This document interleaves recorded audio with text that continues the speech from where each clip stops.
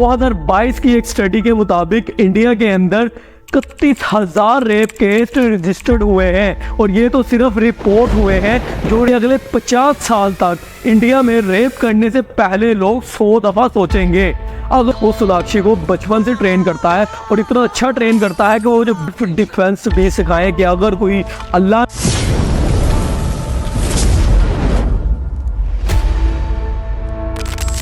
अस्सलामुअलैकुम। 9 अगस्त 2024 को इंडिया में एक हिला देने वाला वाक़या सामने आया जब इंडिया के एक हॉस्पिटल के सेमिनार हॉल से एक ऐसी लड़की की बॉडी मिली जिसके ऊपर ना तो कपड़े थे और जिसकी हड्डियां टूटी हुई थी, जिसको देखकर जानवर भी ये सोच रहे थे कि हम भी ऐसा काम नहीं कर सकते।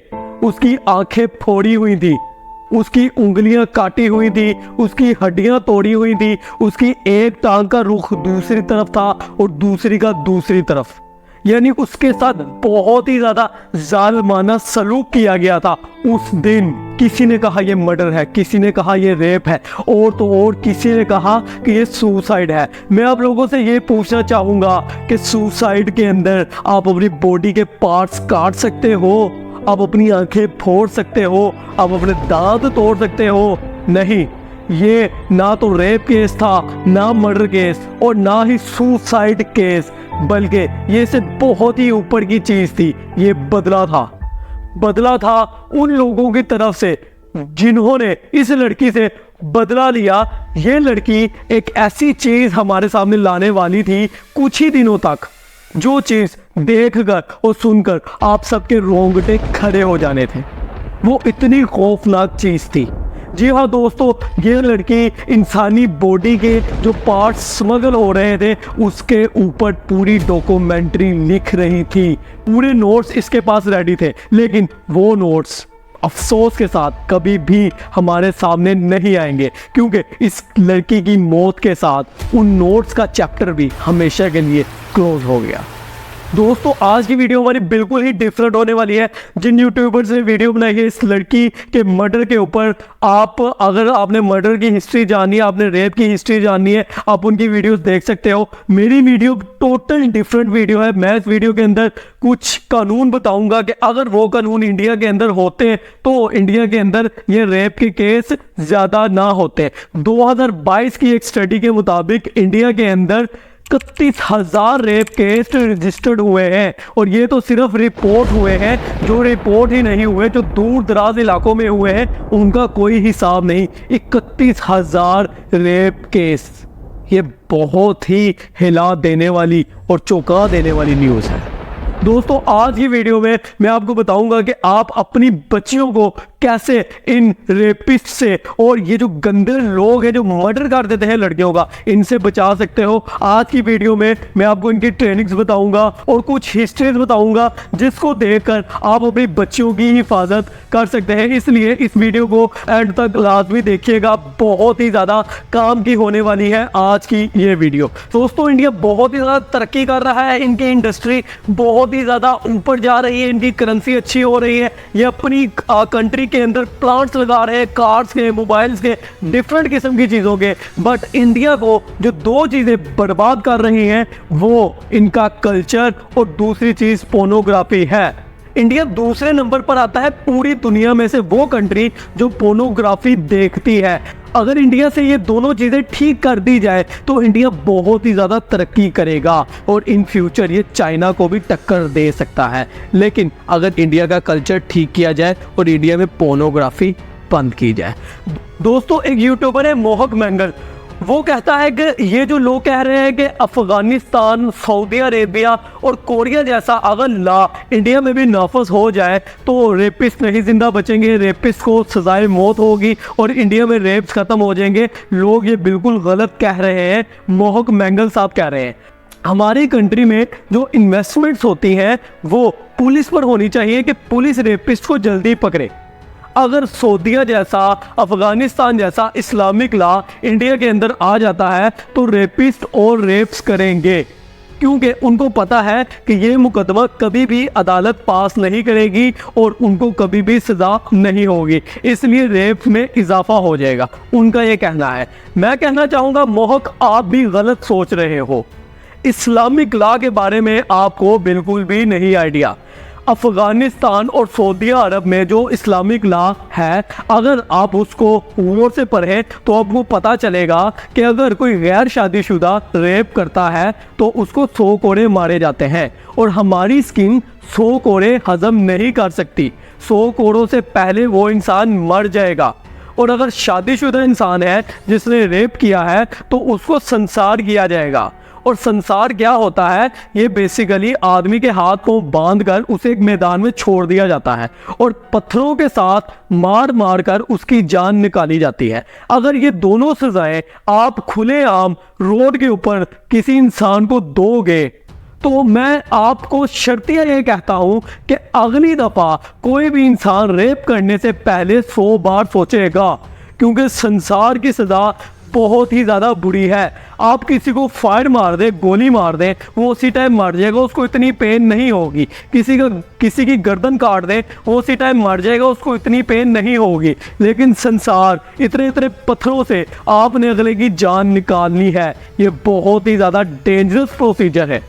अगर वो रेपिस्ट जिसने उस लड़की का रेप किया है, अगर उसको ये सज़ा अब दी जाए तो मैं आपको चैलेंज के साथ ये कहता हूँ कि अगले 50 साल तक इंडिया में रेप करने से पहले लोग 100 दफ़ा सोचेंगे।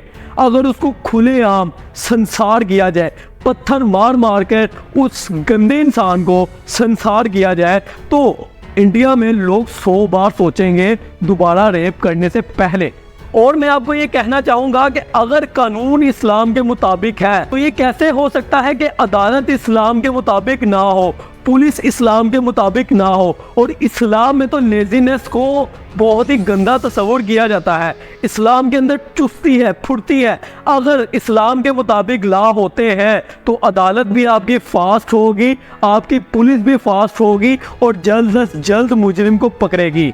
हमारी एक बहन इंडिया से, मैं उसकी वीडियो देख रहा था, वो कह रही थी कि अगर इंडिया में इस्लाम जैसा कानून नाफिज होता तो इधर रेप ना होते। वो बिल्कुल ठीक कह रही थी, लेकिन मैं उनको ये कहना चाहूँगा कि खाली इस्लामिक कानून से कुछ नहीं होगा जब तक आप इस्लामिक कल्चर नहीं अपनाएंगी। इस्लामिक कल्चर में क्या है कि आप लड़की हैं तो आपने अपने आप को कवर करके बाहर निकलना है।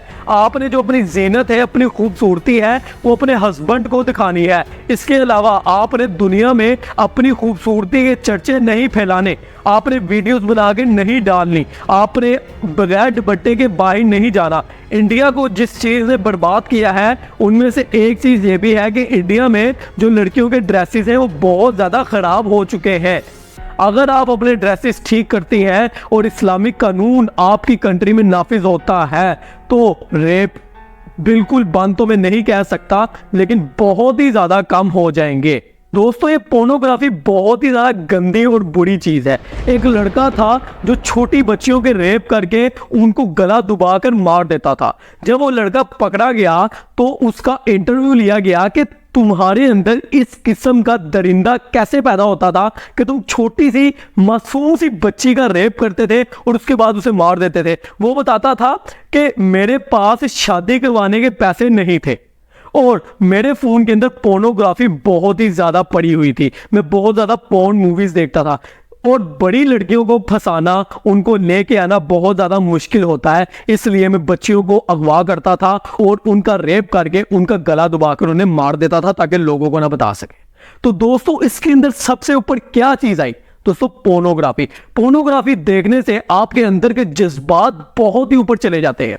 वो इंसान जिसने वो डॉक्टर को कत्ल किया है, उसका रेप किया है, अभी तो वो एक ही इंसान पकड़ा गया है ना, तो उसका जब फ़ोन चेक किया गया तो उसके फ़ोन में से पोर्नोग्राफी के इतने इतने बंडल निकले। यानी बहुत ही ज़्यादा पोर्नोग्राफी की सीरीज़ और मूवीज़ पड़ी हुई थी उस गंदे इंसान के फ़ोन में। अभी तो वो पकड़ा गया है, लेकिन मैं उम्मीद करता हूं कि वो मुंह खोले और दूसरे बड़े लेवल के मगरमच्छ भी पकड़े जाए जिन्होंने उस लड़की से बदला लिया है और उसको इतनी दर्दनाक मौत दी है कि जानवर भी देख के हैरत में आ रहे होंगे कि ये क्या है, ये इंसान है, ये इंसान के रूप में भेड़िए से भी ऊपर की चीज़ है।